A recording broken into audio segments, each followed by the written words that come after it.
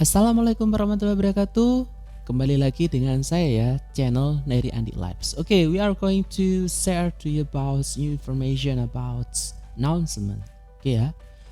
Pada kesempatan kali ini saya akan berusaha untuk sharing ke kalian mengenai new material is about announcement. Oke. Don't forget to subscribe my channel Neri Andi Lives ya. Untuk yang baru bergabung, untuk yang baru pernah melihat, yang pertama kali melihat video dari saya ini, silakan kalian berikan dukungan kalian, yaitu dukungan subscribe kalian, view kalian untuk kemajuan daripada channel kami. Okay, let's start it. Okay, the first material that we are going to discuss today is about announcement ya. Jadi hari ini kita akan berusaha untuk membahas mengenai announcement. Okay. Announcement ya, saya akan berusaha untuk sharing ke kalian dulu ya mengenai what is announcement ya. Announcement berasal dari kata announce ya, dalam bahasa Inggris itu artinya adalah kata dia itu mempunyai makna kerja announce, itu artinya make a formal public declaration about the facts, occurrence or intention ya. Jadi bisa dikatakan announcement itu mempunyai makna pemberitahuan fakta, kejadian atau niat, baik terucap atau tertulis yang disampaikan kepada publik ya. Jadi announcement itu semacam pengumuman ya. Oke, next we are going to discuss about announcement ya, bentuk lisan atau terucap yang namanya kalau dalam bahasa Inggrisnya itu namanya adalah spoken form ya. Jadi di sini ada beberapa ketentuan ya. Yang pertama adalah pengumuman lisan itu minimal harus memuat satu ya, to whom ya, kepada siapa pengumuman tersebut itu ditunjukkan, kemudian isi atau maksud purpose dari pengumuman tersebut itu apa ya. Pengumuman lisan itu biasanya itu singkat dan diakhiri dengan ucapan thanks atau terima kasih. Contoh misalnya bisa kalian lihat di contoh gambar yang sudah saya berikan ini, yaitu attention please to all passenger of Argo Laut train. Please get on board now. The train is going to leave in 10 minutes. Thank you ya. Jadi seperti itu contohnya ya, bisa kalian lihat. Oke, next we are going to talk about usually announcement is take place ya. Jadi place where the announcement is usually found ya, in the first in the airports, in the bus terminal, in the hospital, in the railway station, in the school. Jadi biasanya announcement itu biasanya diletakkan di mana saja. Yang pertama itu ada di bandara, kemudian ada di terminal bus, kemudian ada di rumah sakit, kemudian ada di stasiun kereta api, dan juga yang paling banyak itu biasanya di sekolah ya. Ya, semoga pandemi ini segera berakhir ya, jadi kita bisa sekolah seperti biasanya. Oke. Next, yang selanjutnya berusaha akan saya sharing ke kalian, yaitu mengenai announcement itu bentuk tulisan atau tertulis atau written form ya. Jadi hal-hal yang perlu diperhatikan dalam pengumuman bentuk tertulis adalah one, title atau judul jenis kejadian, title, type of event, kemudian tanggal dan waktu adalah date and time, kemudian tempat atau place, kemudian orang atau alamat yang dapat dihubungi, yaitu contact person atau address. Jadi dalam sebuah announcement kalian itu harus meletakkan beberapa aturan ya, yang saya tulis di sini, yang berusaha share ke kalian. You should to check it in your announcement ya. Jadi 4 element, the first judul, kemudian tanggal, date and time, kemudian places, and also contact person or address. You should stick it in your announcement ya. Untuk lebih jelasnya ya, mari kita lihat beberapa contoh announcement text ya, bentuk tulis berikut ini ya. Contoh misalnya ada pengumuman lomba sekolah, pengumuman beasiswa, kemudian pengumuman reuni sekolah, kemudian pengumuman libur sekolah, pengumuman acara sekolah, kemudian pengumuman pergantian nama perusahaan. Itu adalah beberapa contoh daripada written form ya. Jadi announcement written form, jadi pengumuman yang bentuk tertulis ya. Oke, next we are going to give you example of written announcement ya. Di sini saya punya sebuah contoh daripada example of written announcement yaitu English Speed Contest ya.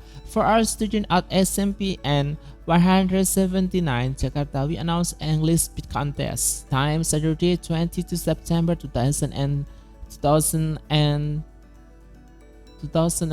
ya.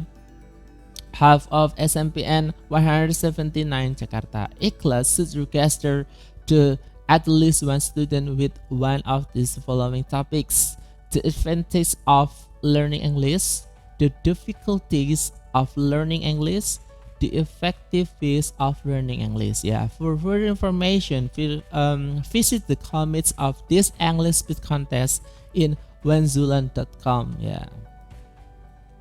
Ya, jadi di sini ada beberapa contoh. Di sini juga saya berusaha untuk sharing ke kalian ya mengenai generic structure-nya ya. Di sini kalau title-nya itu ada title-nya English Speed Contest. Kemudian di sini juga ada opening-nya ya. Bagian opening-nya itu for all student of SMP 179.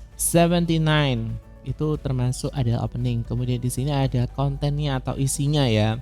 Kemudian terakhir itu ada closing atau penutupnya. Jadi kalau kalian melihat contoh dari structure yang saya berikan di sini, saya yakin kalian akan easy to understand about the content, about the general structure in announcement ya. Jadi kalian akan paham.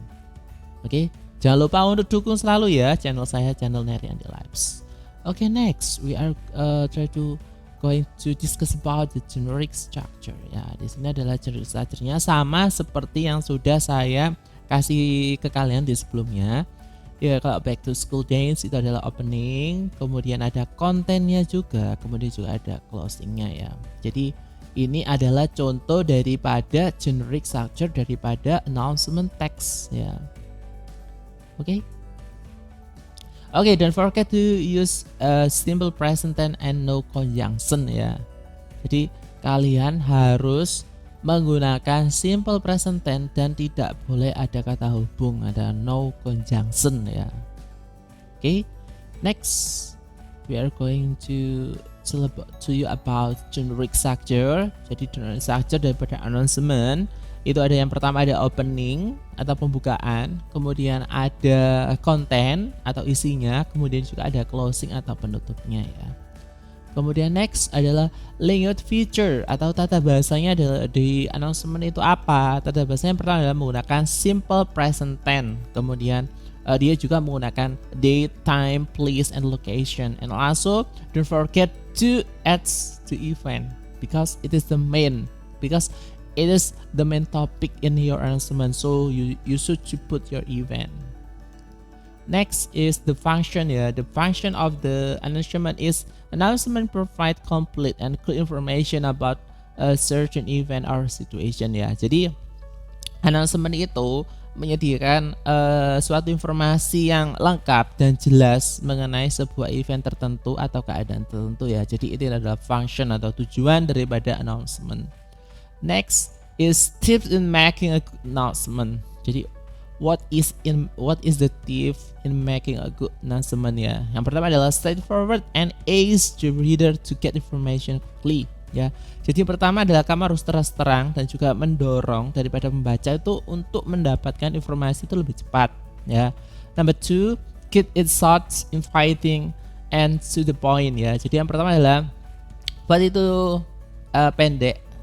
pendek, kemudian langsung pada masalahnya, dan juga mengerti kepada topik bahasan yang ingin kalian bahas. Next, clear and complete ya, jelas dan lengkap. Next, for a bad news, make a direct and nonsense statement ya. Jadi kalau untuk sebuah berita yang kurang baik atau berita yang jelek ya, kalian harus to the point dan juga tidak usah kalian memberikan sebuah pernyataan yang kayak tidak bersalah gitu ya, tidak boleh. Jadi kalian juga harus menggunakan sympathetic statement ya di sini ya.